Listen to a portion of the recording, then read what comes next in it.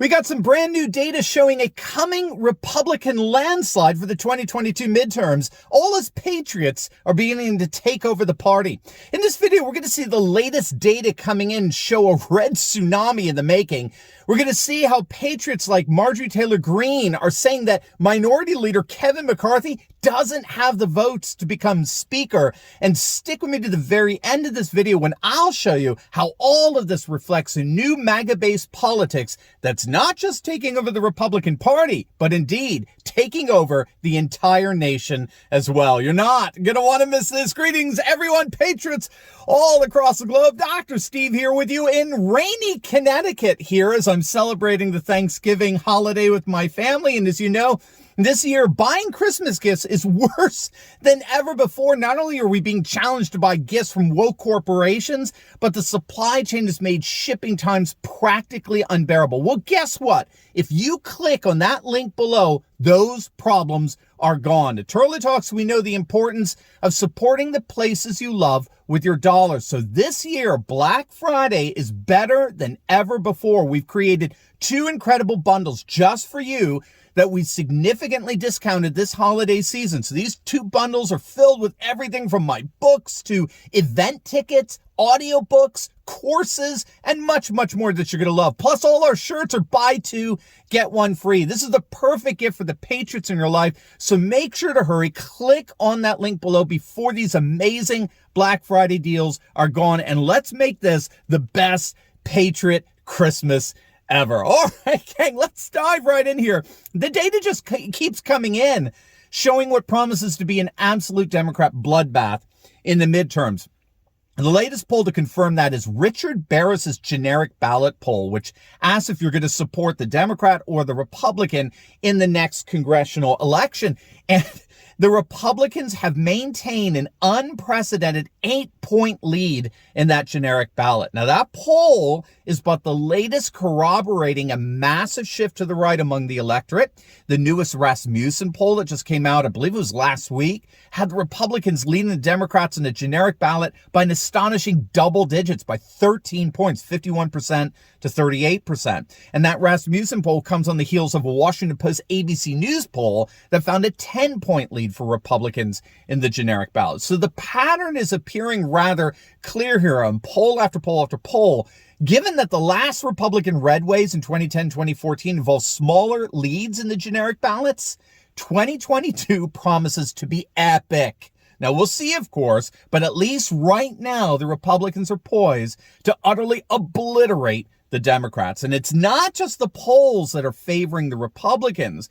There are polls coming out showing that the Democrats have literally imploded in support, even among once rather faithful members of their own party. Byron New York has a great piece out reporting on the Democrats' post-mortem polls from Virginia and New Jersey a few weeks back when they were humiliated in the elections. And they found that a significant portion of their voting base has basically abandoned them because they feel like the Democrats are more aligned with special interest groups like teachers' unions than with the parents or with the people. And again, we've been predicting this on this channel. This gap between the people and the political class was opening up so wide that inevitably the Democrats are basically going to fall into the abyss. More and more of their constituents were going to abandon them. And that's exactly what has happened. But now with this news of more and more data coming in showing a GOP landslide, there does appear to be a full-blown rebellion within the GOP among the MAGA-based Patriot wing of the party.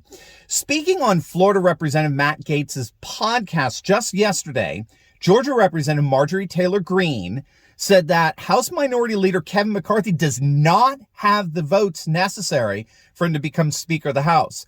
Greene told Gaetz that right now as we speak, McCarthy simply doesn't have the support he needs to be elected Speaker, and that the door is open for a real bona fide challenger. Now, at issue here is the various ways in which McCarthy failed to effectively oppose the Democrats' censure measures that targeted Greene, as well as most recently Representative Paul Gosar. Gosar, as many of you know, was recently censured after he posted a political parody, the anime smash hit Attack on Titans, on his Twitter account. This is early August. And one of the Titans was AOC, Alexandria Ocasio-Cortez, who was then killed off in the opening sequence. And to add insult to injury, The neocon duo Liz Cheney and Adam Kinzinger, two of the darlings of the left, voted to censure and remove Gosar from his committee seat.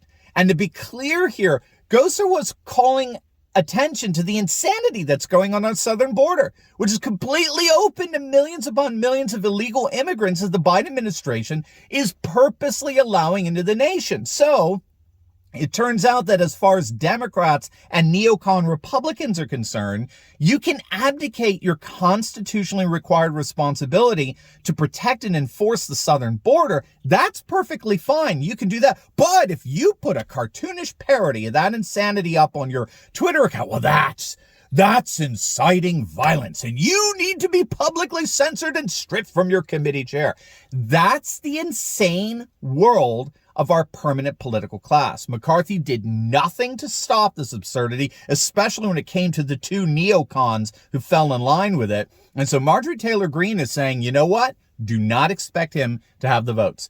Patriot Republicans are not going to stand for another John Boehner or another Paul Ryan, two of the most ridiculous pro-leftist, pro-Democrat speakers in recent memory. And so there is talk of someone like a Jim Jordan of Ohio launching a major challenge to McCarthy, and he can win, which I know we'd all love to see. But this is really quite fascinating here, because this rebellion that's brewing among the MAGA faithful, the America First Patriot Republicans like Greene and Gates, is, I believe, indicative of the new kind of politics that's emerging in our nation. And it's a politics that's reflective of the various ways our nation is changing politically as we speak. But first, we got some very exciting news. I announced it yesterday. I'm so excited to let you know Mike Lindell is going to be joining us on our Insiders Club on Monday night at 8 p.m. Now, if you've never joined our club and been a part of our live virtual studio audience, this is the time to do it. This is your opportunity to ask Mike